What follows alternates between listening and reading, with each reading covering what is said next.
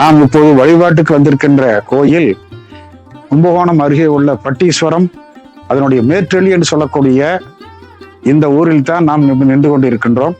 இந்த கோயிலுக்கு பிரம்ம நந்தீஸ்வரர் கோயில் என்றும் தாயார் பிரம்மராம்பிகை என்றும் பெயர்.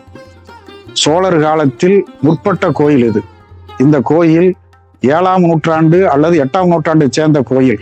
திருப்பட்டூருக்கு அடுத்த நிலையிலே அதே காலத்தில் என்று சொல்லக்கூடிய பிரம்மனுக்கு தனி கோயிலும் இங்கே இடம்பெற்றிருக்கின்றது. வாருங்கள் காணலாம். ஓம் பிரம்மனே போற்றி. ஒருவருடைய ஆயுளை நிர்ணயிப்பவனும் அவரவர்கள் தலையெழுத்து நினைப்பவனும் பொதுமக்களால் பிரம்மா எழுதிய அந்த எழுத்தை மாற்ற முடியுமா என்கின்ற பேச்சு வழக்கு மக்கள் வழக்கில் ஒன்று. இங்கு இருக்கின்ற பிரம்மன் இந்த சிவன் கோயிலிலே கோஷ்டத்தில் உள்ள பிரம்மன் அல்ல, தனி கோட்டத்தில் தனியான சன்னதியில் இடம்பெற்றிருக்கின்றார். இந்த பிரம்மனுடைய சிற்ப அழகை கொண்டு பார்ப்போமானால் ஆதித்த கரிகாலன் காலத்திலேயே, அதாவது பல்லவர் காலத்திலேயே எழுந்த பிரம்மா இவர். 1300 ஆண்டுகளுக்கு முன்னால் இந்த பிரம்மனானது இங்கே வடிக்கப்பட்டிருக்கின்றார். எல்லா இடத்திலும் கோஷ்டத்தில் இருக்கின்ற பிரம்மா நின்ற நிலையில் 3 முகங்களோடு இருப்பார். இங்கே நீங்கள் அற்புதமாக பார்க்கலாம்.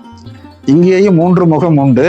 அந்த முகத்திலே அவருடைய காட்சியை தத்துருவமாக பார்ப்போமானால் மௌனமாக குருவாக இருக்கின்றார், ஞான குருவாக இருக்கின்றார். வயிறு ஒட்டிய நிலையில் 4 கரங்களை கொண்டு ஒரு கரத்தில் தாமரை பூவை தன்னுடைய இரட்டை விரல்களில் நடுவே ஏந்தி இருக்கின்றார்.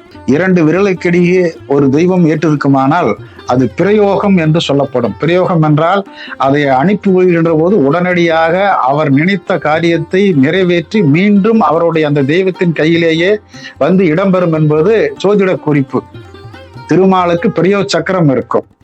முளையூர் கோயிலிலே முருகருக்கு அந்த இதே மாதிரி விரல் அமைப்பிலே சூலாயுதம் இடம்பெற்றிருக்கும். அந்த வகையில இங்கேயே அந்த பல்லவர் காலத்து கோயில் அமைந்த இந்த பிரம்மாவுக்கு இந்த 2 விரல்களின் நடுவிலே பார்ப்போமானால் தாமரை பூவான இருக்கு. தாமரை என்பது ஞானத்தின் அடையாளம். ஆக இங்கே வழிபடுவர்களுக்கு இல்லற வாழ்க்கையில் இருந்து அவங்களுடைய ஆன்மா சுத்தம் அடைவதற்காக, ஞானம் பெறுவதற்காக, ஆத்மா சுத்தம் அடைவதற்காக இந்த யோக நிலையில் அமர்ந்திருக்கிறார் இந்த பிரம்மா. இன்னொரு கரையில் பார்ப்போமானால் அதே மாதிரி தன்னுடைய 2 விரலிற்கு நடியே அக்கமாலையை கொண்டிருக்கிறார். மௌனமாக இருந்து சிவனை பூசித்து மந்திர உபயோகம் படுத்துகின்ற போது இந்த அக்கமாலையை முனிவர்கள் கைப்பற்றி கொண்டு அந்த ஜபத்தை உருட்டி கொண்டிருப்பார்கள். அந்த வகையில் இங்கேயும் பிரம்மா ஜபமாலையோடு இருக்கின்றார். மற்றொரு கரத்தை பார்ப்பீர்களானால் அபயகஸ்தமாக காட்டி கொண்டிருக்கின்றார். மற்றொரு கரம் பார்ப்போமானால் சென்முத்திரை காட்டி ஞான நிலை இருக்கின்றார். ஒரு வகையில் பார்ப்போமானால் ஞான குருவாக, பிரம்மவாக அல்லாமல் ஞான குருவாக காட்சிகள் இருக்கின்றார் இந்த பிரம்மா. இந்த சிலையை கண்டுபிடிப்பதற்கு முன்னால் திருச்சிக்கு அருகே இருக்கின்ற திருப்பட்டூருக்குத்தான் நிறைய செல்வார்கள். அங்க திருப்பட்டூரில் தரையோடு தரையாக அவருடைய முகம் மட்டும் புதைந்த நிலையில் கண்டெடுக்கப்பட்டு தனி கோயிலாக அமைக்கப்பட்டது. ஆனால் இந்த பட்டீஸ்வரம் கோயில் இருக்கின்ற பிரம்மநந்தீஸ்வரர் கோயிலே இப்படி ஒரு பிரம்மாண்டமான சதுர பீடத்தின் மீது பிரம்மா அமர்த்தப்பட்டு இருக்கின்றார். அற்புதமாக யோக நிலையில் இருக்கின்றார். ஆன்மாவை சுத்தப்படுத்தும் நிலையிலே மௌனமாக இருக்கின்றார். 3 தலையோடும் இருக்கின்றார். அவருடைய காதுகளை பாருங்கள், வடிந்து வீழ் காது என்று சொல்லலாம். நீண்ட காதனை கொண்டவர்களுக்கு ஞானம் அதிகமாக இருக்கும் என்பது பேச்சு வழக்கு.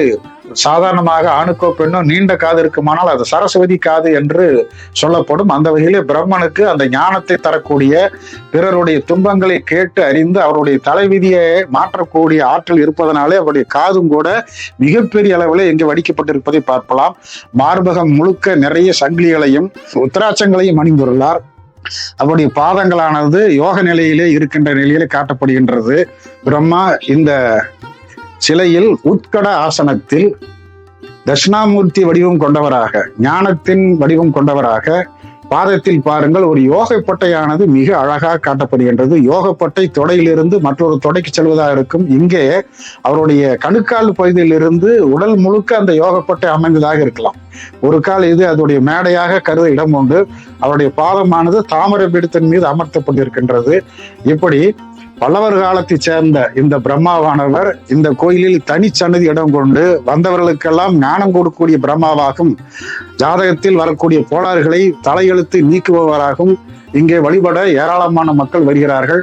இந்த பிரம்ம நந்தீஸ்வரர் கோயிலுக்கு தலையெழுத்தை மாற்ற வேண்டும் என்று ஆசைப்படுவவர்களெல்லாம் தங்களுடைய ஜாதகத்தை வைத்து வழிபடுகின்ற போது இறைவன் இந்த பிரம்மா அவர்களுக்கு ஞானத்தை கொடுத்து உலக கர்மாவிலிருந்து அவர்களுக்கு விடுதி கொடுப்பவனாக, ஆற்றல் நிறைந்தவர்களாக மாற்றுகின்ற தன்மையை இங்கே வருகின்ற ஊர் மக்கள் நிறைய பேர் கூறுவதை நாம் கேட்டிருக்கின்றோம். அந்த வகையில் 7ஆம் நூற்றாண்டைச் சேர்ந்த பல்லவர் காலத்தைச் சேர்ந்த பிரம்மாவானவர் நமக்கெல்லாம் பேரருள் புரிவராக இருப்பார்.